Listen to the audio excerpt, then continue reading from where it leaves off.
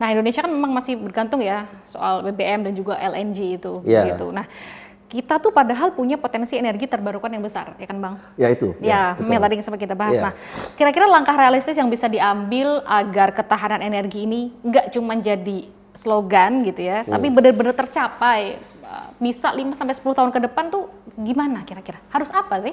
Ya, memang dan itu sudah sesuai dengan apa yang diputuskan oleh pemerintah kita dan dituntut oleh dunia bahwa semua negara termasuk Indonesia harus meningkatkan bagian energi terbarukan. Itu bagian dari ketahanan karena kita harus produksi sendiri kan. Jadi kalau kita mengimpor minyak dan gas untuk kita produksi energi atau listrik atau menjadi bahan bakar itu kan kita tidak punya ketahanan karena kita tergantung dengan faktor dari luar karena produksi dalam negeri kita tidak cukup. Tapi kalau kita memproduksikan energi terbarukan yang menjadi listrik itu akan membantu kita. Harus ada beberapa hal yang kita perhatikan. Kita kan memerlukan minyak dan gas itu dari luar bukan saja untuk dibakar menjadi listrik, tapi juga untuk mobil kan. Nah atau untuk motor. Jadi kalau kita membuat energi terbarukan kan membuat listrik, tapi kan kebanyakan mobil dan motor belum menjadi mobil listrik atau motor listrik kan. Belum Nah semuanya. jadi kalau kita bicara mengenai ketahanan energi, katakanlah kita sudah mencapai ekstrimnya 50% energi terbarukan. Itu bagus dari segi ketahanan energi, bagus dari segi lingkungan hidup, karena pencemaran itu akan berkurang, dan bagus juga buat kita dari segi transportasi sebagai bahan bakar jika kita sudah mengkonversikan mobil dan motor kita sebagian substansial sudah listrik. Saya kan belum ya. Kayaknya masih perlu waktu lama nggak sih Bang? Saya kalau kita lihat apa yang dimungkinkan, kita harus tentu melihat contoh ya. Jadi negara-negara lain seperti apa.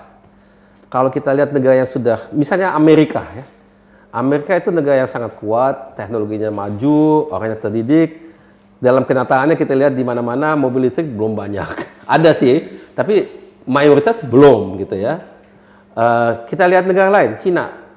Di Cina itu sama, negaranya kuat, jauh lebih banyak orang. Mungkin dia tidak semaju Amerika, tapi lumayan maju, industrinya juga maju. Dilihat motor, ya bukan mobil. Motor yang non listrik ada nggak di Cina? Hampir nggak ada. Semuanya listrik. Tapi kenapa dia bisa, di Amerika tidak bisa? Pemerintahnya. Di Cina itu dia hauskan. Tidak ada alternatif. Di Amerika kan tidak seperti itu kan. Tergantung dengan konsumen. Jadi tergantung juga interaksi dengan atau peraturan yang diadakan. Ya. Kita ini negara demokratis. Jadi apa yang diputuskan itu pasti terrefleksi juga dengan apa yang populer gitu ya. Karena memang yang diputuskan di pemerintah atau di parlemen itu kan juga pasti ada kaitannya dengan apa yang diinginkan oleh masyarakat gitu ya. Karena kalau sangat tidak populer mungkin nanti dia tidak dipilih kembali gitu ya. Jadi itu memang jadi beda mekanismenya kita untuk memutuskan sesuatu dibandingkan dengan negara seperti Cina yang memang otoriter. Dia kan dari bisa top down, masyarakat nggak bisa bilang apa-apa kan. Yeah. Kalau di kita kan bisa dan memang haknya gitu ya. Di Amerika juga demikian, memang begitu demokrasi. Ya tidak, tapi di lain pihak jadi memang lebih mudah untuk negara seperti Cina untuk mengimplementasikan hal-hal yang bisa membuat satu perubahan cepat gitu ya. Yeah. Jadi ya seperti saya katakan ya, negara Cina dia sebetulnya dari segi pasar motor paling besar sedunia itu Cina. Cina dan India hampir sama lah gitu ya. Tapi di India hampir semuanya non listrik, di Cina semuanya listrik. Jadi tapi kenapa bisa? Nah, karena memang pemerintahnya gitu ya. Jadi apa yang dimungkinkan tergantung gitu ya. Kalau saya lihat pasti perlu waktu yang tidak secepat di Cina. Tapi apakah perlu waktu selama seperti di Amerika atau di negara lain saya nggak tahu. Itu tergantung dengan pemerintah kita dan dengan kita sendiri gitu ya. Apakah kalau misalnya masyarakat, misalnya anak muda seperti Mbak itu mengharuskan kita ini sebagai generasi muda, kita menuntut dari pemerintah ini kita harus cepat masuk ke transformasi sektor transportasi kita. Semuanya harus listrik. Itu benar-benar jadi satu poin yang diutarakan. Kemudian para politisi dan sebagainya mereka melihat itu benar-benar diinginkan, pasti dijalankan karena dilihat ini diinginkan oleh masyarakat. Ya, dia akan perhatikan. Ya. Kalau menurut saya begitu, mekanismenya beda ya. Kalau di Cina itu top down aja, dia nggak tanya dia. Nggak perlu tahu ya pendapat masyarakat gimana ya. Nggak ada salahnya, jadi nggak salah dalam itu. Tapi kita kan harus lihat kenyataannya dari segi implementasinya beda kan. Jadi kalau misalnya abang lihat nih, Indonesia ini bisakah menjadi net energy exporter dalam konteks energi bersih dan transisi global nih? Ya, tergantung dengan apa yang tadi kan saya sudah coba menggambarkan. Kalau energi ekspor kan kita ekspor listriknya atau kita ekspor bahan bakarnya. Kalau listriknya tentunya sebagai listrik gitu ya, hanya bisa ke negara tetangga.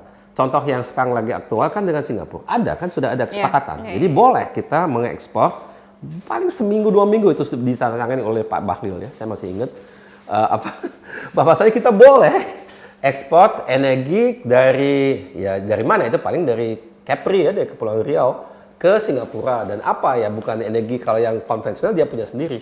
Pasti yang non konvensional, yang energi terbarukan ya, dia nggak punya lahan untuk itu. Nah, itu bisa, tapi itu terbatas. Kalau kita ekspor energi dalam bentuk yang lain, kan harus melalui sesuatu yang bisa diekspor. Apa itu? Cairan misalnya ya.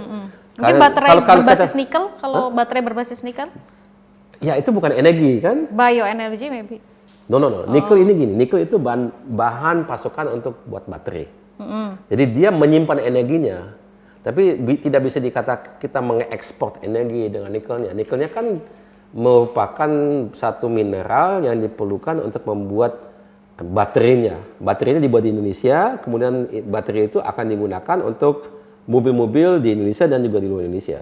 Kalau kita mengekspor baterainya, kalau dari paham saya, itu tidak bisa diartikan sebagai ekspor energi. Kita ekspor alatnya yang menyimpan energi, tapi bukan energinya sendiri.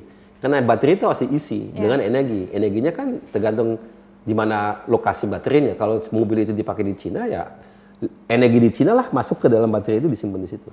Tapi baterai bukan bagian daripada ekspor energi. Menurut saya tidak. Jadi ya, itu interpretasi saya gitu ya. Ya.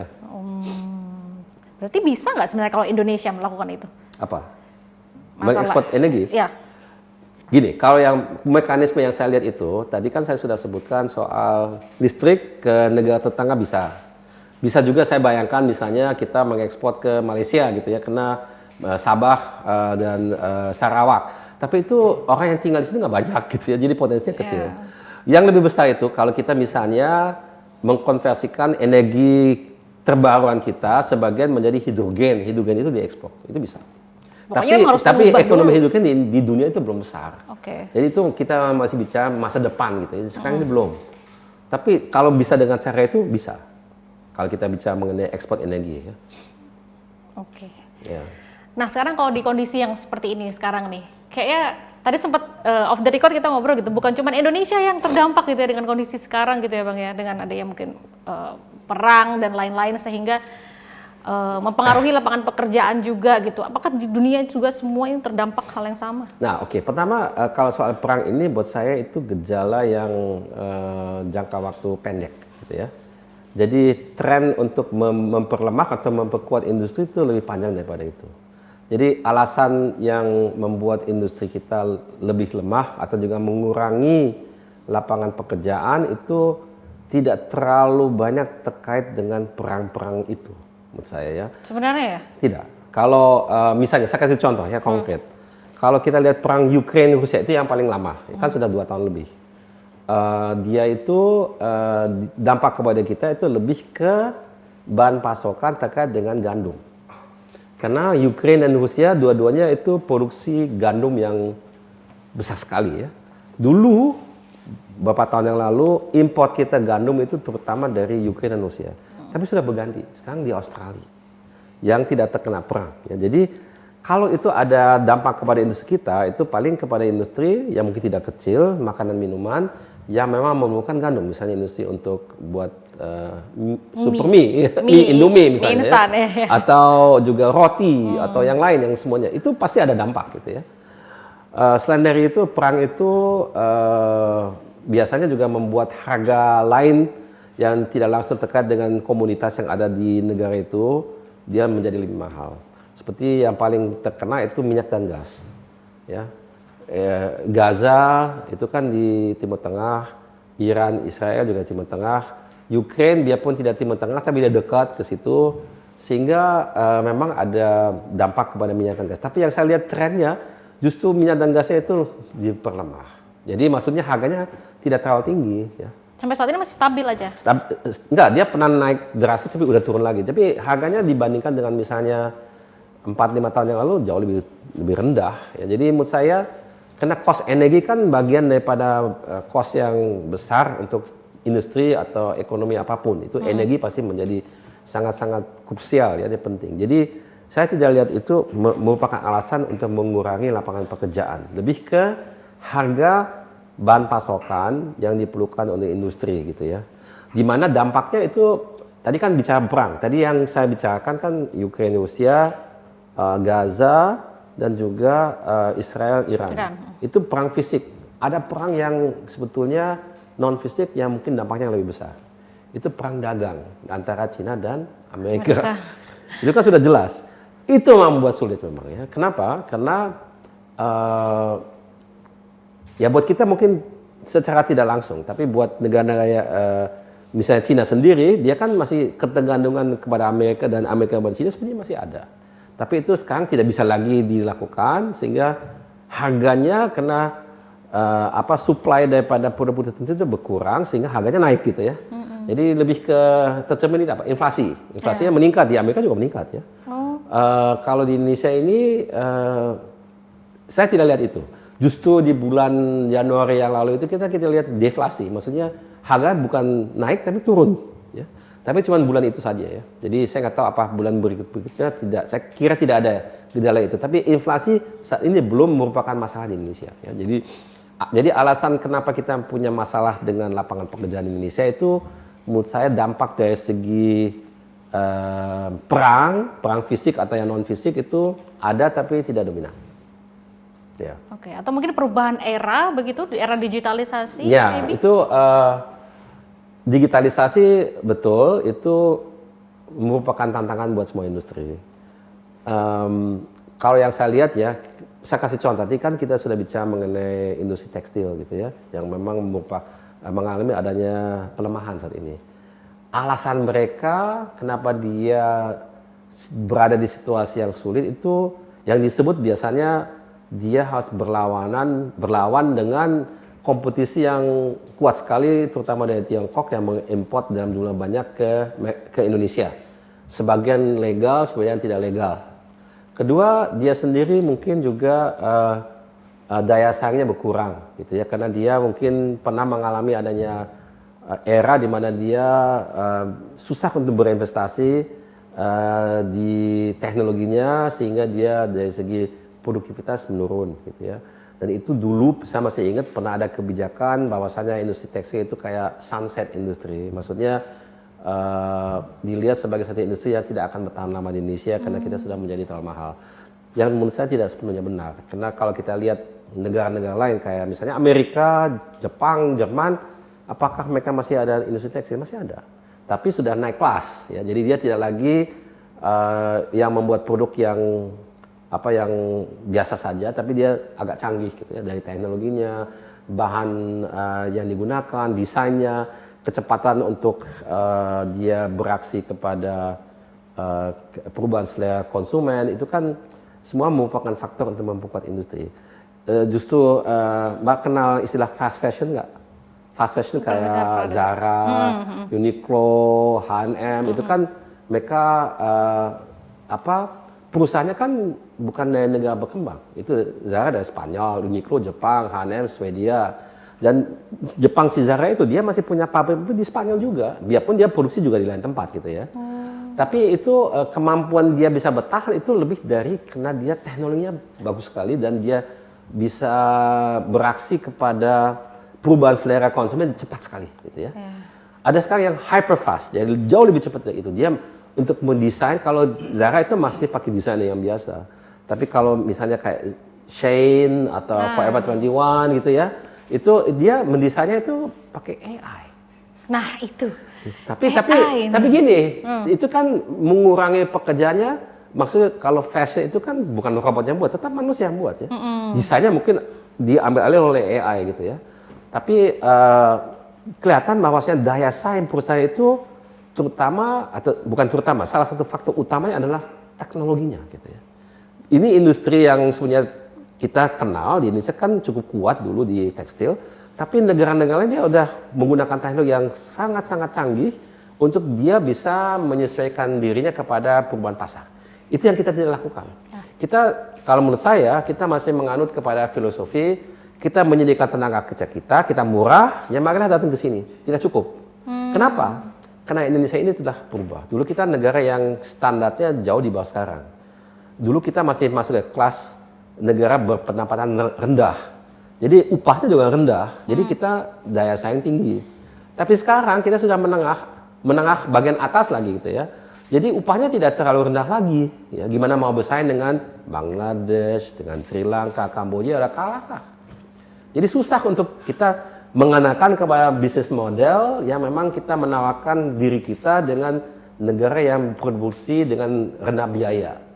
Itu nggak cukup. Harus mengerti bagaimana menggunakan teknologi. Kita punya pekerja juga mengerti teknologi. Maksudnya dia harus punya literasi digital, literasi teknologi yang mencukupi dan sebagainya. Ya, ini kita dalam transisi memang ya. Jadi dan itu tidak mencerminkan keadaan di lapangan. Memang Indonesia itu kan sangat beraneka ragam. Ada bagian Indonesia yang sangat maju, misalnya di Jabodetabek ini kan kalau lihat sebagai negara tersendiri, ya ini sudah naik kelas ya. Jakarta ini dan sekitarnya udah negara maju sebenarnya. Kalau ini negara gitu ya. Tapi kita Indonesia kan bukan saja Jakarta. Ada Jakarta, Jabodetabek, ada kalau kita hanya 100 km dari sini, misalnya kita ke Indramayu gitu ya, udah sangat berbeda. Ya. Itu hanya di pulau yang sama hanya 100 km gitu ya. Ya inilah ya tantangan kita bersama ya. Jadi kita punya banyak saudara-saudara yang masih jauh beda dengan kita. Jadi dan Indonesia itu memang sangat beraneka ragam dan sangat luas ya. Dari Sabang ke Merauke itu naik pesawat 7 jam. Mungkin ya. Atau 6 di antara 6 dan 7 jam. Lama memang sih. Lama sekali, lebih besar daripada Amerika. Ya itu. Kayak benua gitu ya. Kita kayak benua. Jadi ini memang tantangannya banyak. Peluang banyak, tantangan banyak. Nah, kalau soal insinyur nih ya, sebagai Ketua Umum Persatuan Insinyur Indonesia, peran insinyur sekarang untuk proses reindustrialisasi Indonesia ini cukupkah untuk menghadapi tantangan industri berbasis teknologi dan otomatisasi yang tadi kita bahas? Nah, pertama kalau kita lihat industri ya, kalau buat saya lapangan kerja atau bidang yang dimana terutama peranan insinyur diperlukan itu industri. Karena industri kan yang membuat produknya gitu ya, dia membuat proses produksinya, dia membuat pabriknya, itu kan semuanya agak teknis gitu ya. Jadi itu sangat diperlukan insinyur ya. Jadi kedua, insinyur itu punya sifat, dia memang dalam bahasa Inggris problem solver. Dia memang menyelesaikan masalah. Ada masalah, kita menyelesaikan sebagai insinyur. Bapak saya almarhum selalu mengajarkan kepada saya, dia bilang, apa bedanya saintis dengan insinyur? Saya bilang nggak tahu. Saintis mencari kebenaran, insinyur mencari solusi. Beda kan? Jadi mencari kebenaran, ini ada teori, yang mana yang benar, yang mana yang salah. Oke, kita saintis. Tapi kalau kita menghadapi ada masalah, perlu ada solusi. Itu insinyur. Ya, jadi itu bedanya tipis ya, tapi ada perbedaan ya, karena belum tentu yang benar itu solusinya gitu kadang-kadang. Tapi mungkin tetap ada yang sebetulnya dari teori nggak benar, tapi solusinya begitu gitu. Mungkin teorinya salah atau memang kita tidak mengerti masalahnya gitu ya. Ya itu. Tapi insinyur ditugasi untuk mencari solusi. Tapi SDM insinyur sekarang nih mampukah untuk menyelesaikan masalah itu? Ya tergantung kan, masalah-masalah banyak sekali. Ada yang memang sangat mampu menurut saya. Ada yang memang kita masih harus mencari solusinya gitu ya. Jadi saya tidak katakan semua insinyur itu kayak Superman gitu ya. Tapi yang jelas dia itu mestinya dari pendidikan punya sikap, sifat yang memang tertuju kepada penyelesaian masalah.